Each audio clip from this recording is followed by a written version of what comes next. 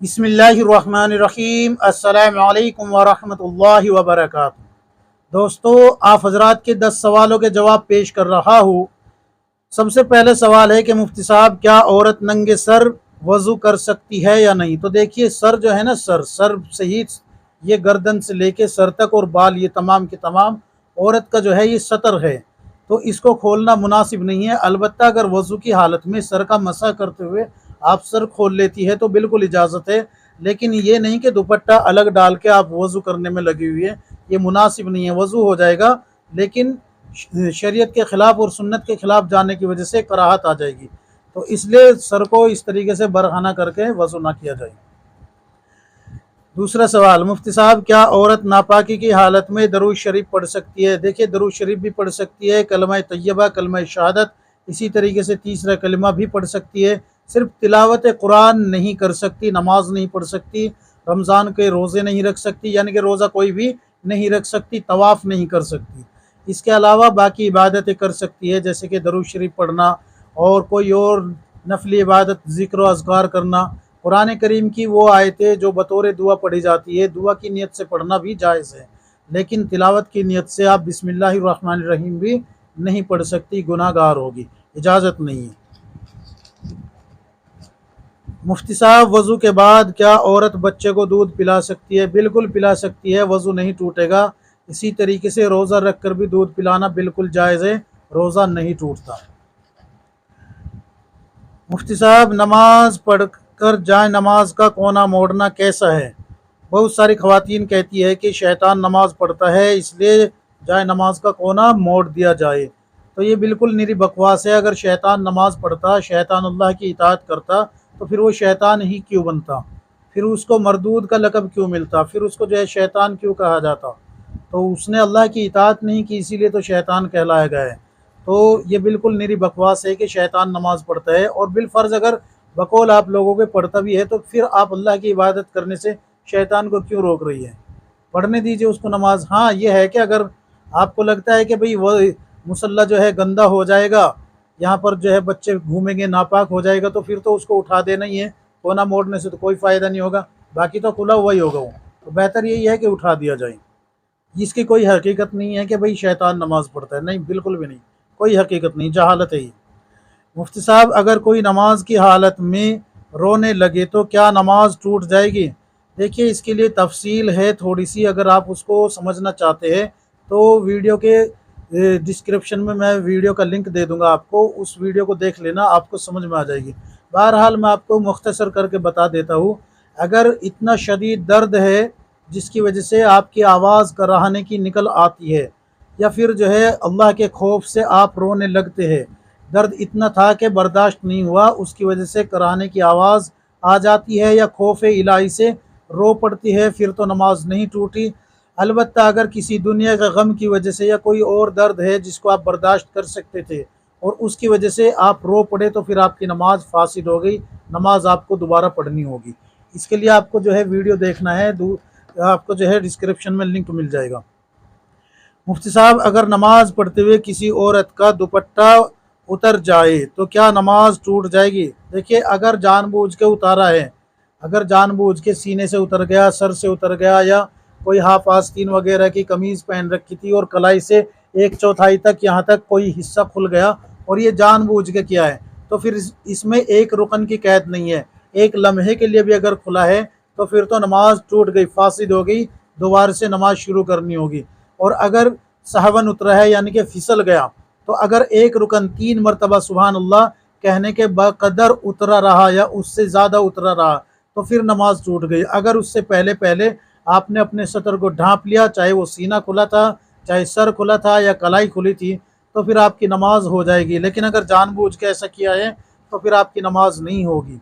एक बात यहाँ ये भी जहन नशीन कर लीजिए, किसी के छोटे बच्चे होते हैं, वो माँ का दुपट्टा खींच देते हैं पकड़ के, तो इसमें माँ की कोई ख़ता नहीं होती, उसका इरादा नहीं होता कि भाई मेरा बच्चा दुपट्टा खींचेगा, नहीं नहीं, अगर उसने जो है 3 मरतबा सुभान अल्लाह कहने के बकदर उस बच्चे ने खींचे रखा और माँ ने उसको दुरुस्त नहीं किया, तो नमाज टूट जाएगी। अलबत्ता अगर बच्चे ने खींचा था और माँ ने फ़ौरन दुरुस्त कर लिया, तो आपकी नमाज दुरुस्त हो जाएगी, फिर आपकी नमाज नहीं टूटी।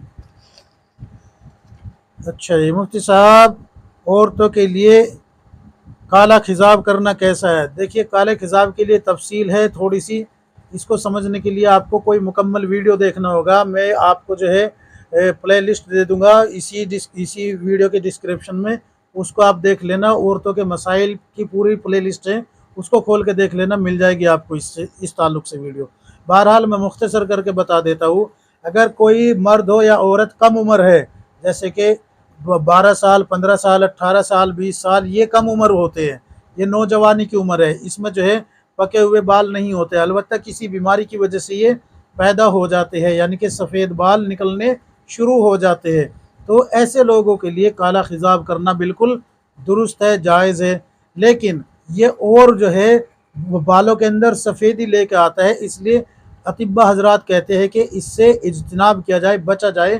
اس کے علاوہ دوسری مہندی لگا سکتے ہیں، جیسے کہ ہاتھوں پہ لگانے والی ہری مہندی جو آتی ہے، ہینا جس کو بولتے ہیں، آپ وہ لگا لیجئے۔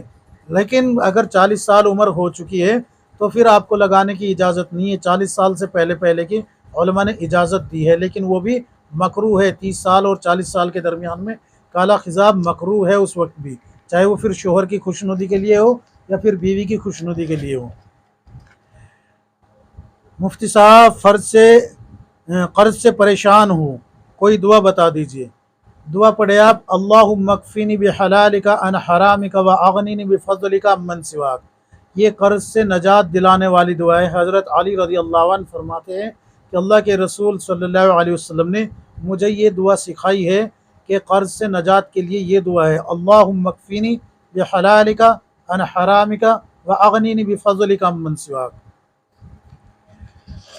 مفتی صاحب، اگر گھر میں جن ہو تو اس کو کیسے نکالے؟ تو اللہ کے رسول صلی اللہ علیہ وسلم نے فرمایا کہ سورہ بقرہ کی تلاوت کیا کرو، گھروں کے اندر سورہ بقرہ پڑھا کرو، اگر یہاں پر جن اور شیطان ہوگے تو وہ گھر سے بھاگ جائیں گے، نکل جائیں گے۔